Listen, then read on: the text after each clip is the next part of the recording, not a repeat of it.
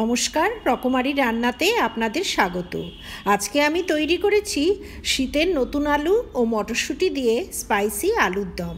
অত্যন্ত সুস্বাদু এই তরকারিটি লুচি, রুটি, পরোটা, ফ্রাইড রাইস সব কিছুর সঙ্গেই দারুণ লাগবে।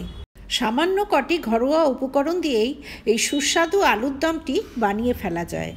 এখানে 1 কেজি ছোট ছোট সাইজের নতুন আলু প্রেসার কুকারে একটা সিটি দিয়ে সেদ্ধ করে নিয়েছি।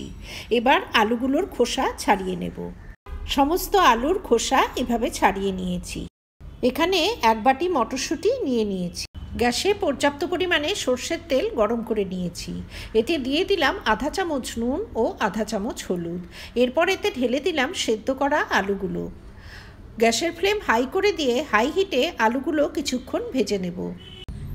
কিছুটা সময় আলুগুলোকে ভেজে নিয়ে একটা থালায় তুলে নিলাম।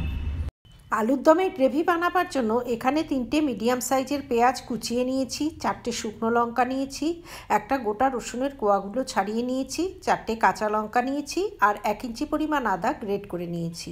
আর আছে একটা বড় সাইজের টমেটোটা গ্রেট করে নিয়েছি। আর মিক্সির ছোট জারটাতে রসুন, শুকনো লঙ্কা, 1 চামচ ধনে, 1 চামচ জিরে, 1 চামচ মৌরি ও সামান্য জল অ্যাড করে একটা মিহি পেস্ট বানিয়ে নেব।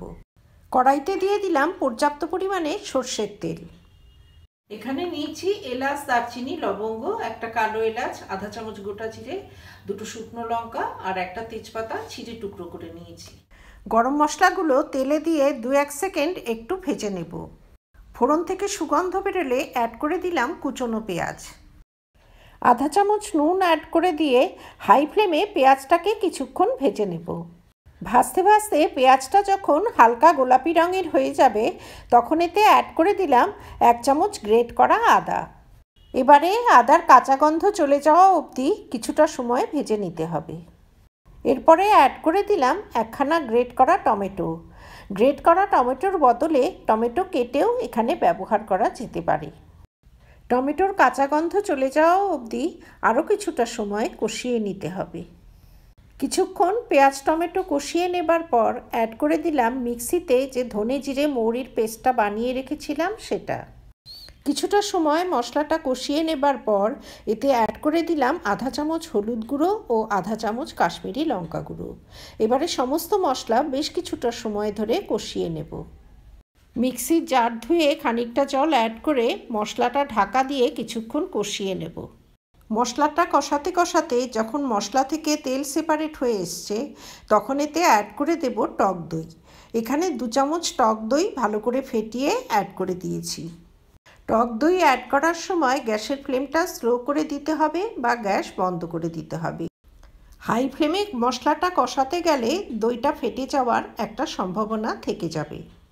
এইভাবে মাঝে মাঝে ঢাকনা দিয়ে ঢেকে আবার ঢাকনা খুলে কষাতে কষাতে মশলা থেকে তেল সেপারেট হয়ে গেছে। এরপরে অ্যাড করে দিলাম 1 বাটি মটরশুঁটি। মটরশুঁটিটা মশলার সঙ্গে কিছুক্ষণ কষিয়ে নিয়ে ঢাকা দিয়ে সেদ্ধ করে নেব। এরপরে এতে অ্যাড করে দেব সেদ্ধ করে ভেজে রাখা আলুগুলো। আলুটাকেও মশলার সঙ্গে কিছুক্ষণ কষিয়ে নেব। ঢাকা দিয়ে আলু ও মটরশুঁটি কিছুক্ষণ কষিয়ে নেবার পর গ্রেভির জন্য অ্যাড করে দেব গরম জল।